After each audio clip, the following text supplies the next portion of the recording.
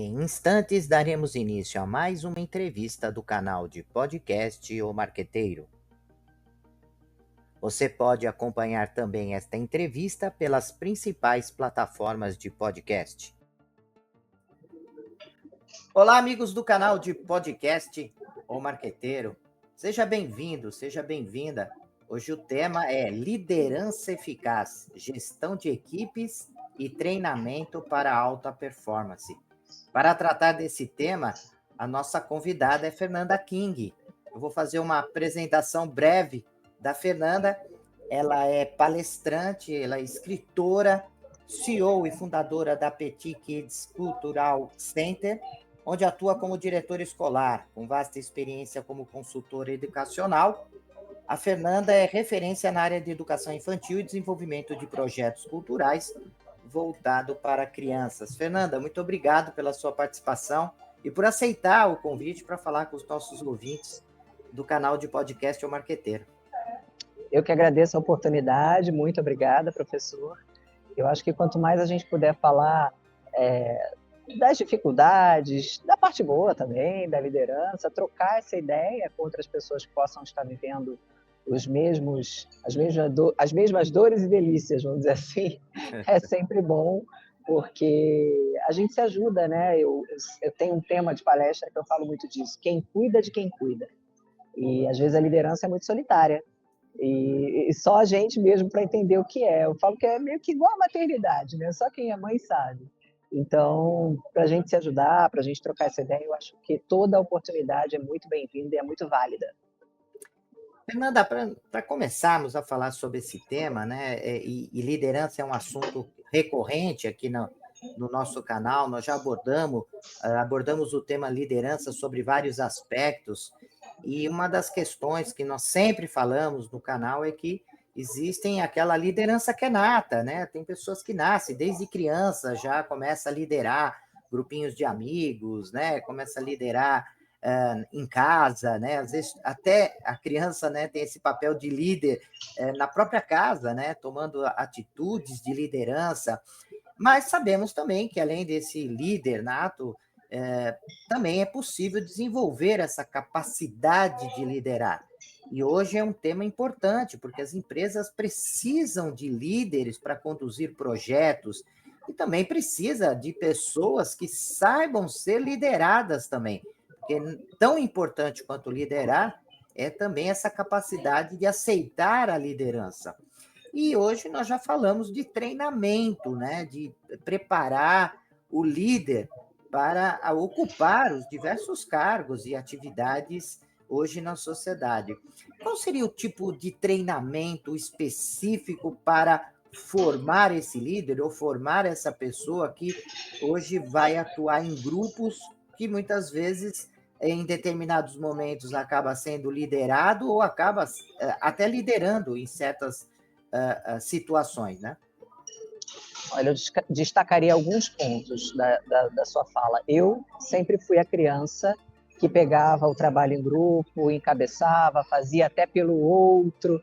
Vejo na minha filha já exatamente essas mesmas características, porque a gente às vezes não quer ver mal feito e erra, porque liderar também é sobre saber delegar, confiar no outro e, querendo ou não, cobrar, né? O líder ele acaba sendo visto como chato, porque ele tem esse papel de cobrança sobre o trabalho do outro, e ali vai cair sempre nas costas do líder, né? Se a equipe não vai bem, o time é sempre culpa do técnico e por aí vai.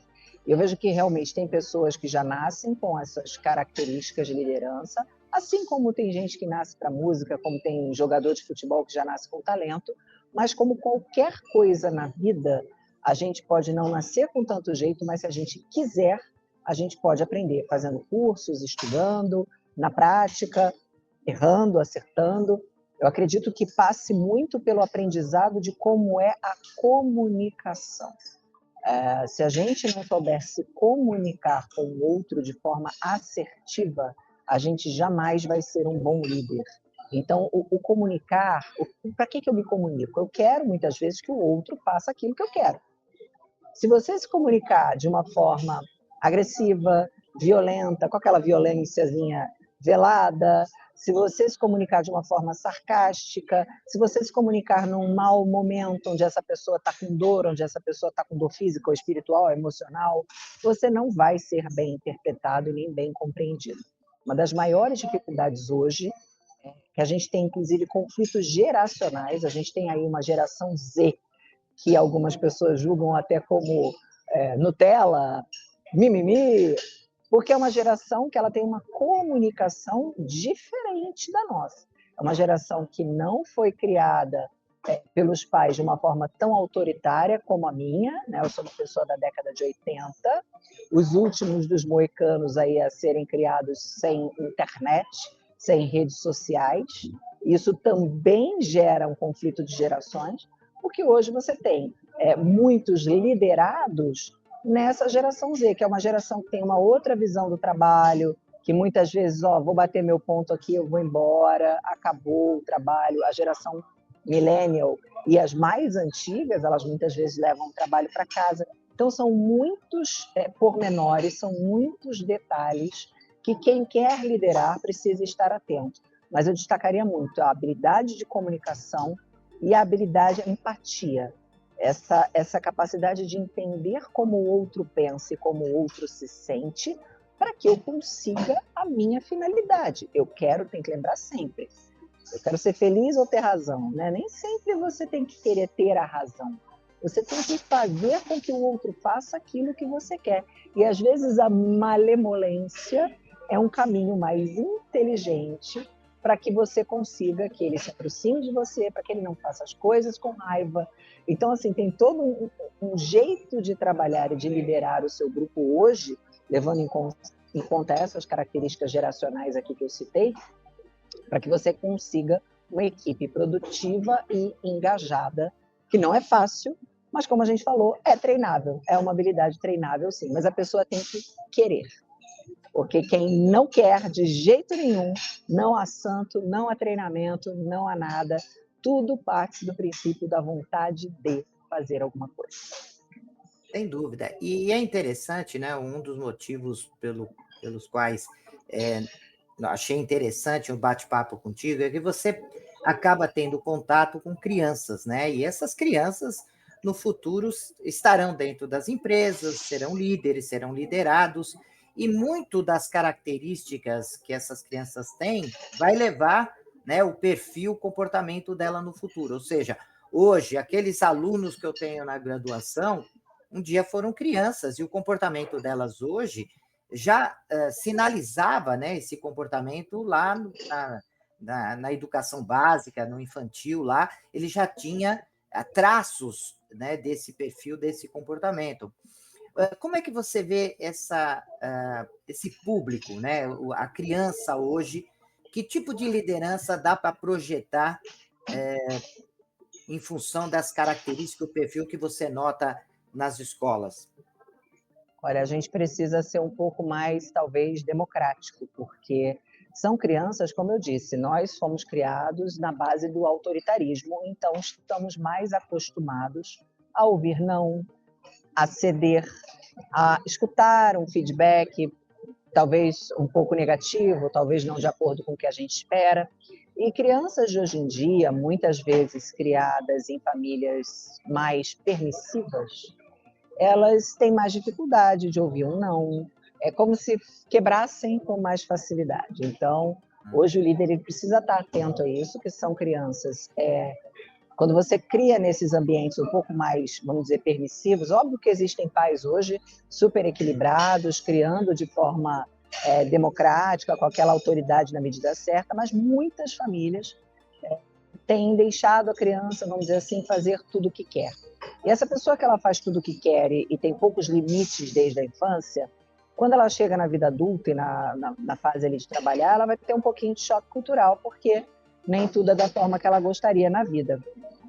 E são gerações, essas gerações mais jovens, que desistem com muita facilidade das coisas e que trocam de emprego também com muita facilidade. Não tem tanto apego aos bens materiais, não tem o sonho da casa própria, às vezes nem carro querem comprar, porque tudo bem andar de transporte por aplicativo. Então, são pensamentos diferentes que o gestor precisa estar muito atento para, como eu falei, muitas vezes ganhar ali na malemolência essa pessoa, com democracia também, escutando esses anseios e explicando, fazendo um trabalho de explicar, que muitas vezes a gente precisa ouvir não, a gente precisa ceder, especialmente no mundo corporativo. O cliente, ele vai te falar muitos nãos, né? Quem trabalha aí com atendimento, com vendas, com público, o cliente vai falar muito mais não do que sim, né? E isso não pode me desesperar, nem me desestabilizar, nem me deixar deprimido, não é algo pessoal, né? Algo, o cliente naquele momento não quer aquele produto que eu vendo e está tudo bem, não é nada contra mim. E esse trabalho psicológico e de acompanhamento dessas pessoas da empresa, se a empresa tem, né, um RH aí muito presente, ou até uma parte, um departamento que olhe para essa saúde mental, é super necessário, porque são gerações, inclusive, mais ansiosas e mais deprimidas do que as anteriores, por conta desta criação e desta interferência das telas que eu citei. Então, um bom gestor, ele precisa estar atento e saber como manejar essas questões, que é um grande desafio. E você acha, Fernanda, com essa notícia, né, essa repercussão da proibição do uso do celular na escola, isso vai facilitar, né, que essa criança esteja mais centrada, trabalhe mais em grupo? Porque a gente vê que o fone de ouvido, o celular, né, e isso acabou levando a um processo de individualização, né? Hoje eu enfrento, por exemplo, na faculdade, pessoas que vêm falar, professor, eu gostaria de fazer o trabalho sozinho, não consigo trabalhar em grupo, não quero trabalhar em grupo. E liderança, né, supõe-se você ter um grupo, tá? Estar trabalhando num grupo. Você acha que essa questão ela pode contribuir ou isso não pega? Quer dizer, é um caminho irreversível o uso do celular e as pessoas, na verdade, as instituições de ensino, enfim, tem que buscar meios de utilizar esse equipamento a favor, né? Eu acho que as pessoas precisam entender que proibição de celular dentro de sala de aula não é proibição de tecnologia no ambiente escolar, muito pelo contrário. O uso consciente da tecnologia é super importante, essa criança vai usar isso no mercado de trabalho. É necessário e urgente o letramento digital no Brasil, porque a criança ela tem acesso à internet, mas ela não tem capacidade ali, às vezes, ainda cognitiva de discernimento do que é fake, do que é verdadeiro, cai em joguinhos de azar, cai em correntes que estimulam, às vezes, até práticas de autolesão. Então, essa criança, antes de ter acesso à internet, ela precisa, principalmente, ter consciência daquilo que ela está fazendo no mundo virtual. Então, eu acredito que sim, a proibição do uso do celular vai beneficiar muito, principalmente o tempo de atenção, porque as crianças hoje em dia estão com tempo de concentração reduzidíssimo, tudo é assim, rapidinho. Ai, não gostei desse vídeo, próximo. Então, a paciência das pessoas está cada vez menor, as pessoas não estão conseguindo focar e se concentrar numa leitura de um livro, numa prova. Então, eu tenho certeza que reduzindo o número de horas no celular dessas crianças, se elas não acessarem na sala de aula, já vai reduzir muito. E como o senhor falou, aumenta muito a capacidade de socialização. A gente precisa se desconectar um pouco do mundo virtual e voltar a se conectar no mundo real. As famílias precisam voltar a se olhar na mesa do jantar. Não é cada um com um prato, num cômodo, todo mundo no seu celular. As pessoas precisam voltar a olhar no olho, e é um desafio. A minha filha tem 12 anos e estava reclamando horrores também de um trabalho em grupo que ela teve que fazer. E eu brinquei aqui, né, que eu vejo nela muitas coisas minhas, e ela já encabeçando o grupo. Ai, porque o fulano não fez a parte dele, e Beltrano fez tudo errado. E ela se descabelando, e eu brinquei. Bem-vinda ao mercado de trabalho. É um treinamento, a escola é um treinamento para a vida. Claro. Então, quanto mais a gente voltar a trazer essas conexões em sala de aula, por mais que seja para se aborrecer, o ser humano ele precisa até disso. Eu trabalho com educação infantil, eu falo, a criança precisa ir para a escola, inclusive para brigar com o amiguinho, para disputar o brinquedo, para ver quem chega primeiro, para disputar a professora, a atenção da professora. Isso é treinamento de vida. Isso é vida. Se eu não adquirir isso na primeira infância, essas habilidades socioemocionais, de me autorregular quando eu estou nervoso, de me acalmar sozinho. Se eu não adquirir isso na primeira infância, isso vai faltar na minha bagagem na vida adulta. É na primeira infância que se aprende autorregulação. E falta para muitas pessoas por aí afora. Autocontrole, equilíbrio. Então, eu sou muito a favor da gente voltar a fortalecer conexões reais. Isso é primordial nos dias de hoje. E você tocou no assunto, né, Fernanda, sobre a geração Z. E está viralizando aí um texto, um material na internet, né, falando, né, de um e-mail que um funcionário da empresa, que é um rapaz da geração Z, e notificou o seu chefe sobre uma licença sem justificativa. Ele gerou um intenso debate nas redes sociais sobre a comunicação no ambiente do trabalho e diferença entre as gerações. O CEO, né, da empresa, o Siddhartha, fundador da API, compartilhou esse e-mail. Ele disse, né, o rapaz, numa frase só: "Olá, Siddhartha, estarei de licença no dia 8 de novembro. Tchau." Só isso.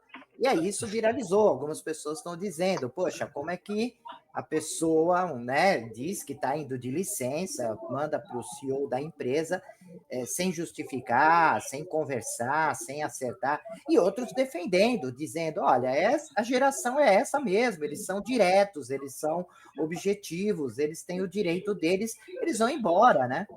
E não tem medo de perder o emprego. Não tem medo de perder emprego. E isso faz com que o tema nosso, liderança, precisa se rever urgentemente o papel e como que o líder vai trabalhar essas questões, né? E trabalhar a saúde mental desse líder também, porque ele tem uma outra cabeça e ele tem que ficar gerenciando esse conflito, porque a vontade do líder nessa hora, né, às vezes é de pegar pelo pescoço. Então o líder ele tem que respirar, porque ele jamais faria isso. Então é difícil entender quem faça. E aí você tem que haja terapia para você como líder, entender que o outro pensa diferente, que o outro tem outra cabeça, que é outra geração, que é essa galera que não vai comprar casa própria talvez nunca, e que dá muito menos valor ao trabalho. Eu sou uma pessoa que o trabalho está lá nos pilares assim da minha vida. Se eu não estiver feliz com o trabalho, tudo fica ruim, porque eu acho que eu fico tantas horas trabalhando por dia que eu tenho que trabalhar com algo que eu acredite, que eu gosto.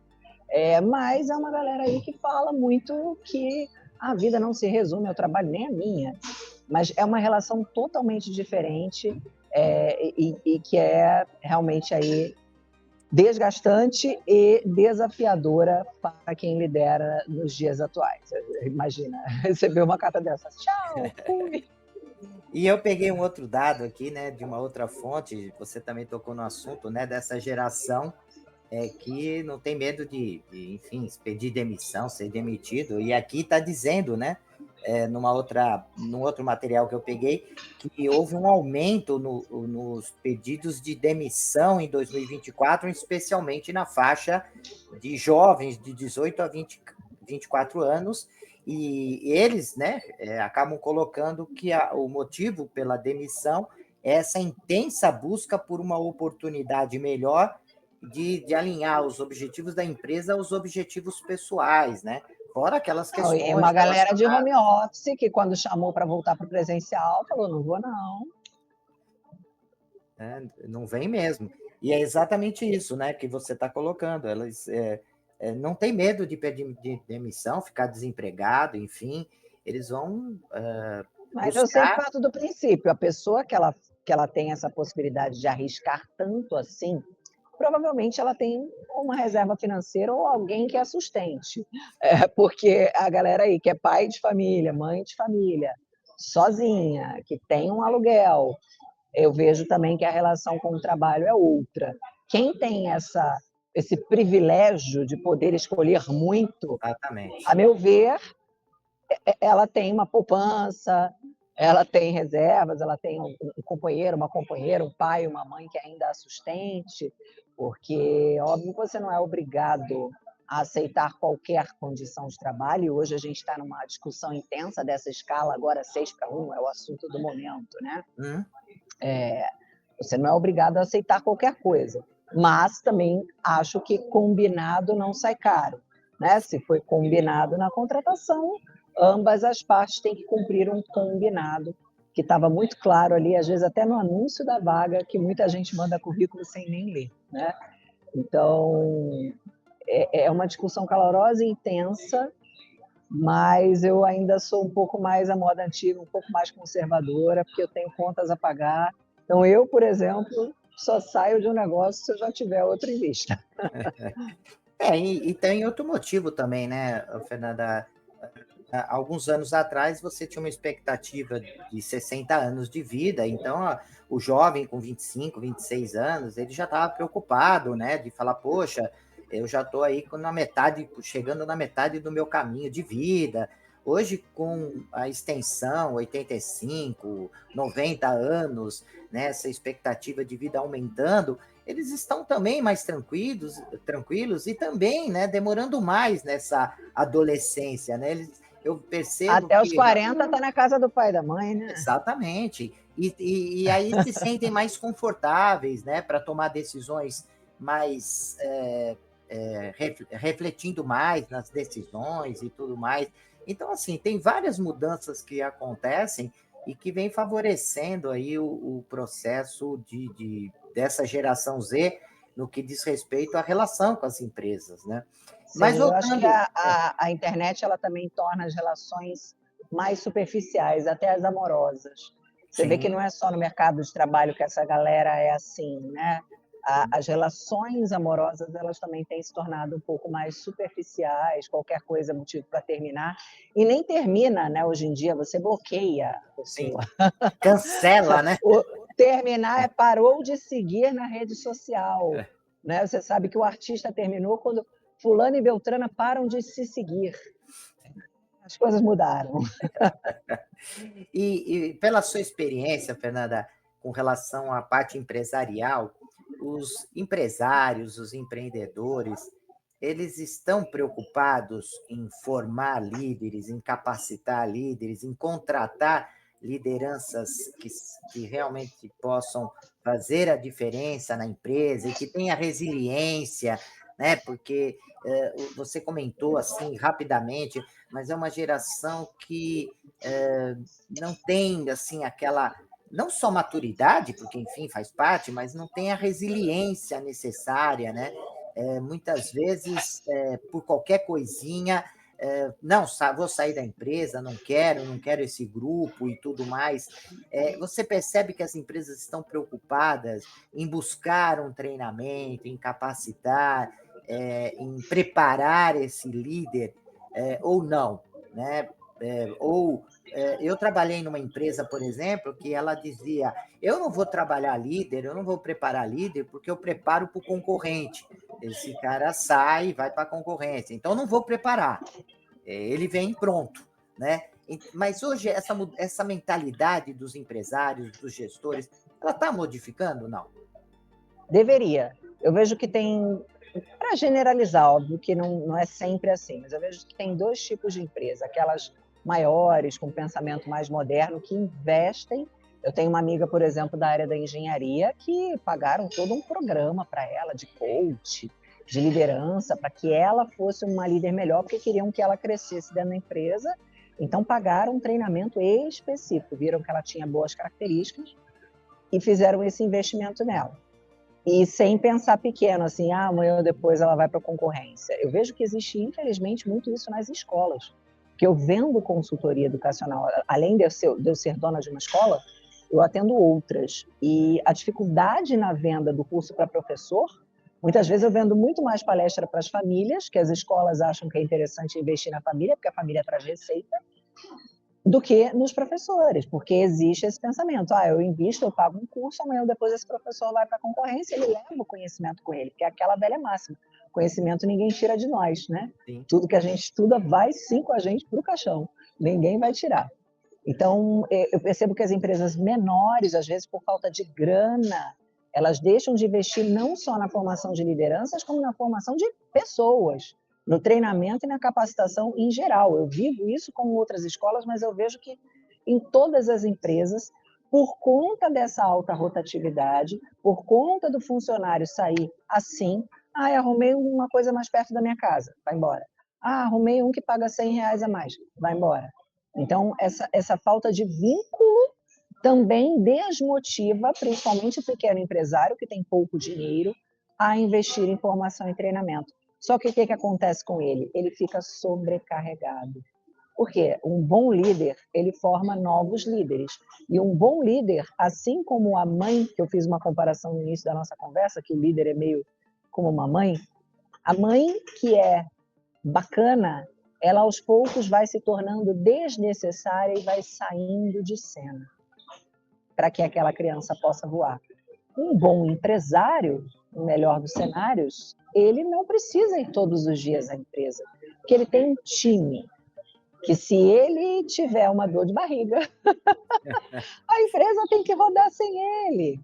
Né? Eu, no meu primeiro, no meu segundo ano, não conseguia ter esse luxo de sair da escola. A partir lá do segundo ano, eu já pude fazer viagens. Hoje, eu posso ter uma outra empresa de consultoria, porque eu sei que a escola está muito bem cuidada com as pessoas que eu treinei. Mas é um trabalho de formiguinha. Dizer que eu perdi grandes líderes para a concorrência, não. Mas perdi algumas professoras, sim. Mas faz parte do pacote, gente. E o tempo que ela ficou lá comigo, eu falo que emprego é igual relacionamento. Ah, tive um casamento de 10 anos e acabou. Não é que não deu certo por 10 anos. A partir daquela fase da sua vida, porque tudo na vida são fases, os interesses, de repente, não eram mais comuns, né? Precisou separar. Então, o funcionário não é obrigado também a morrer ali naquela empresa como era antigamente, que o cara tinha aquelas histórias, entrou o office boy, tornou-se diretor. Hoje é muito mais raro você ouvir isso. Mas saindo de boa, eu sempre falo muito isso para todas elas, gente, saiu de boa, cumpriu o seu aviso, deixou a porta aberta, que a gente nunca sabe o dia de amanhã, se vai precisar voltar. Tá tudo bem, né? Vá voar. E eu acho que por eu ter essa relação, talvez nunca tenha acontecido de eu perder, vamos dizer assim, uma grande líder. Estão todas aí comigo há 10 anos, desde que eu tenho a escola. Que maravilha. Fernanda, nós chegamos ao final do nosso bate-papo. Eu sempre digo, né, que essas conversas são tão gostosas. Eu gosto tanto de conversar, né? Professor, né, adora conversar, falar, contar histórias.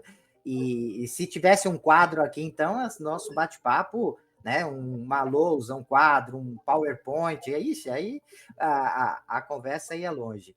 Eu quero te agradecer, Fernanda, muito você ter dedicado aí o seu tempo para bater um papo conosco. E queria deixar o espaço agora para você deixar seu contato, falar um pouco do seu trabalho, algo que eu não falei no início, para que você possa completar. Olha, eu tenho uma rede social que é o Instagram, onde eu falo muito sobre educação, sobre valorização do professor, valorização da educação, especialmente a educação infantil, que não é tão valorizada quanto deveria, e ela é a base para tudo na nossa vida. E esse Instagram é o meu nome, Fernanda King. King é K-I-N-G, é o meu sobrenome mesmo. Tem gente que acha que é nome artístico. Fernanda King _ palestrante. Esse arroba do Instagram, eu falo muito sobre educação, então, se tiver professores aí nos seguindo e quiserem um alento, quiserem ouvir dicas e novidades da área educacional, eu tenho esse arroba. Tem o LinkedIn também, que é Fernanda King, meu nome também.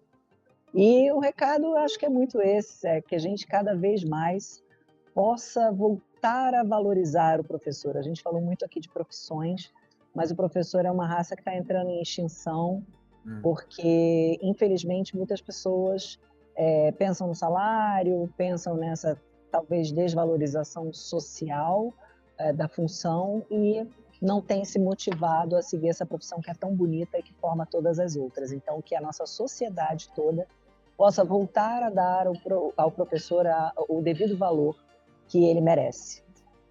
Obrigado, Fernanda, por esse bate-papo gostoso. Eu quero também reforçar que o canal ele tem aí um WhatsApp de relacionamento. Caso vocês tenham alguma dificuldade de falar com a Fernanda, podem mandar comentários, enfim, perguntas, ou até pedir contato, que eu encaminho para a Fernanda. Tenho certeza que ela vai responder todos. Eu acompanho o trabalho dela no LinkedIn desde que eu tive eu fui apresentado à Fernanda, eu comecei a acompanhar também o trabalho dela, realmente vale a pena, é bárbaro o trabalho que ela faz, as dicas, né, conectando os ouvintes dela, né, dentro das ferramentas modernas, uma linguagem moderna, sempre é muito gostoso acompanhar, e já sou fãzão aí do trabalho da Fernanda, e quero agradecer e pedir para os nossos ouvintes que curtam, acompanhem o nosso canal, divulguem, né? Esse canal hoje atinge profissionais, não só alunos, estudantes, mas empreendedores, empresários do Brasil inteiro, também fora do Brasil. Então, curtam, acompanhem, compartilhem, porque, sem dúvida alguma, levando esse conhecimento para outras pessoas, nós vamos modificando um pouco a realidade da sociedade, a realidade no nosso país, né? Vai se tornando cada vez mais uma sociedade justa, né? Trazendo benefício para todos nós, né? Então, quero te agradecer mais uma vez e, prezados ouvintes, até o nosso próximo bate-papo. Até lá. Deixe seus comentários, sugestões e opiniões. E aproveite e se inscreva no canal. Queremos ouvir você. O podcast O Marqueteiro é feito para transformar a forma como pensamos marketing e negócios, e sua opinião é essencial. Deixe seu comentário, compartilhe suas ideias e ajude a construir uma comunidade engajada.